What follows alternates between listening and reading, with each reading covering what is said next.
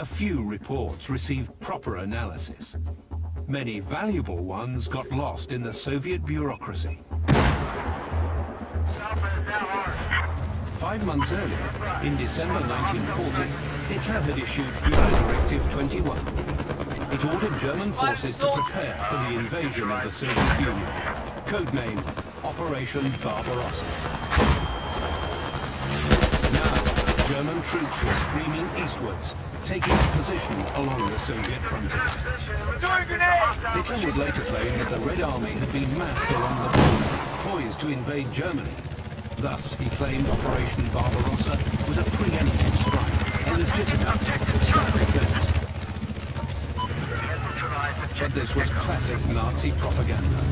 Hitler wanted others, particularly in the neutral countries, to believe his invasion was justified. But few were fooled. In private, Hitler was more candid about his reasons for invading the USSR. It is only the possibility of Russia entering the war that now gives the English hope. If that hope is ruined, the English would have to make peace. Operation Barbarossa was an ambitious invasion plan, relying on the blitzkrieg tactics that had proved so effective against the French and British the previous year. The attack was to be spearheaded by 4 panzer groups.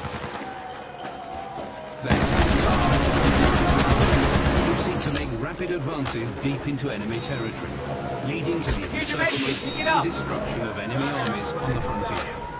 The 4 panzer groups were commanded by generals from Bavarian and Hoff. The ultimate goal was the capture of Moscow and the whole of European Russia. German strategists believed that their military superiority would lead to victory in 3 to 4 months.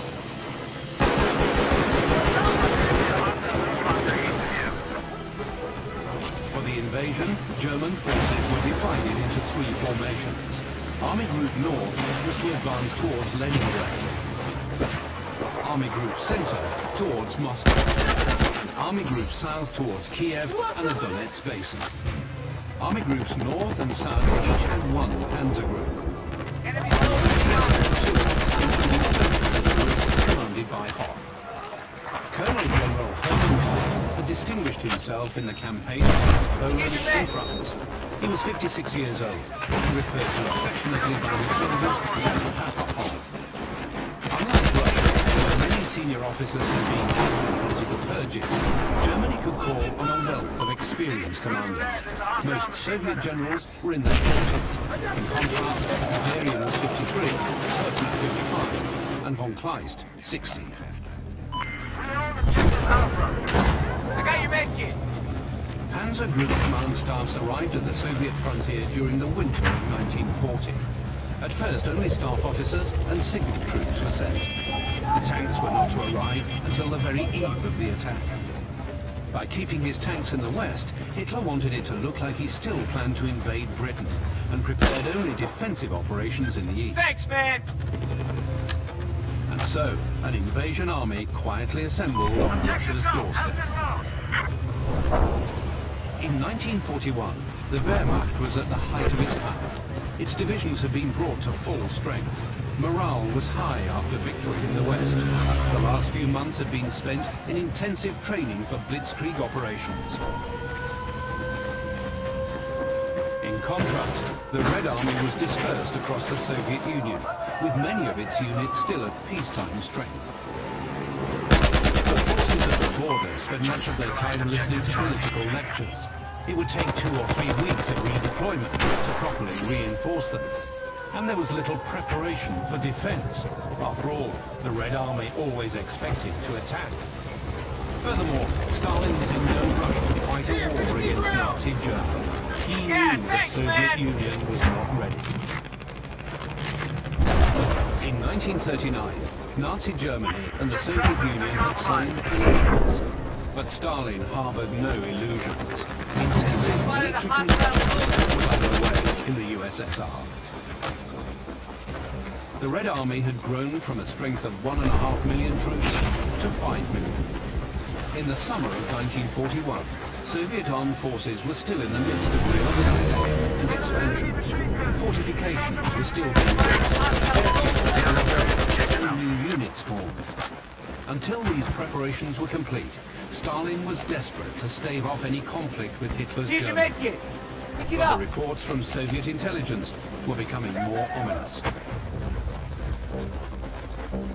In early June 1941, the Germans started moving armored and motorized divisions towards the frontier. This no longer looked like preparations for a defensive operation.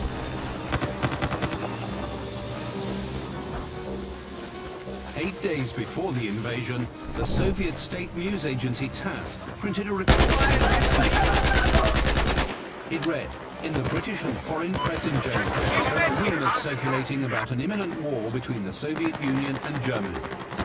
Soviet official circles believe that these rumors are absolutely groundless. It was an invitation from Stalin to Hitler to settle their differences through negotiation. But in reply, there came only deathless silence. Stalin finally ordered reinforcements sent to Hitler.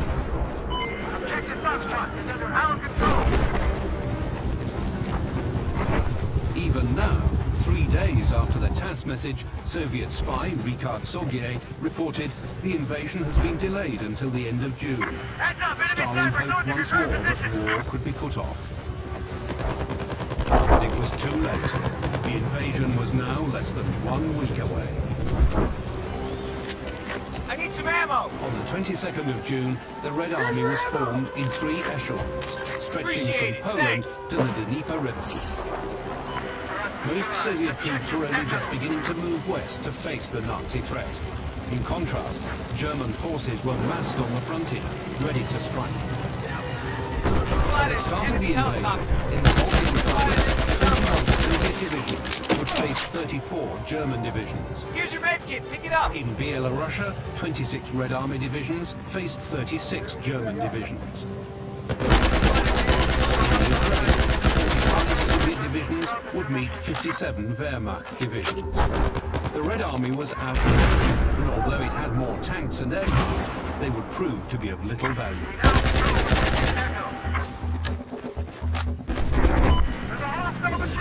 On the 21st of June, German High Command transmitted the signal Dortmund. It confirmed Operation Barbarossa for the next morning. Tanks, armored vehicles and trucks moved to jumping-off positions. There's your medkit. Go get it. That evening, German officers summoned their men to read them a proclamation from Adolf Hitler to his troops. It declared, "The fate of the German Reich is now in your hands."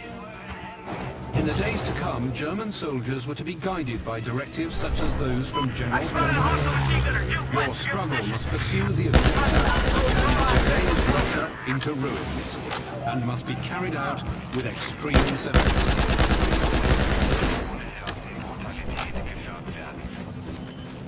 But not all soldiers wanted to be part of this so-called crusade for civilization. Sapper Alfred Liskov, the secret communist, made for the war.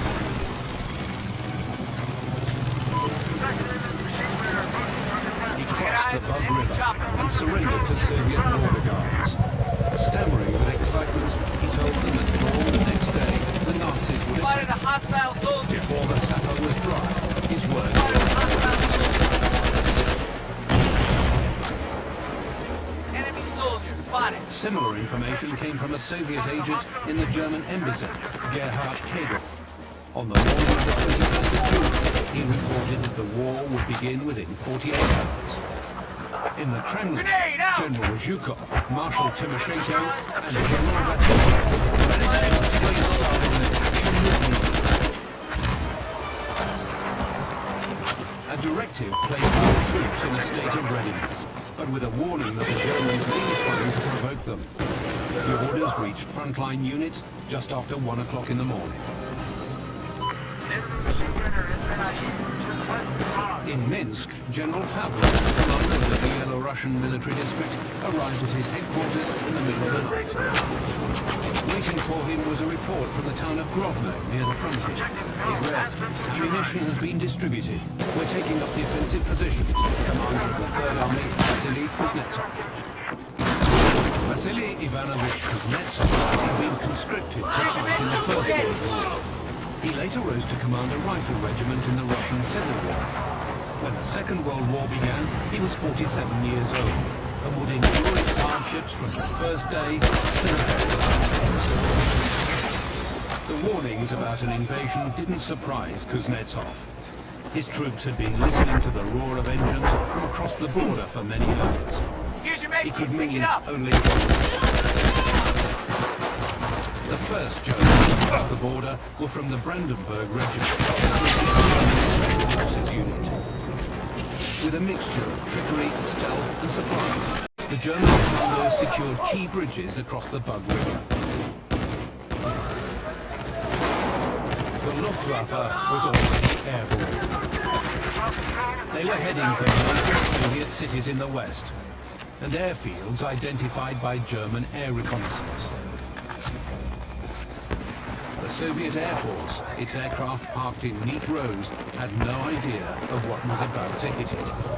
As German pilots made their final approach, they were the first to see the sun rise on that fateful day. At 4 a.m. their bomb doors opened, and destruction rained from the sky.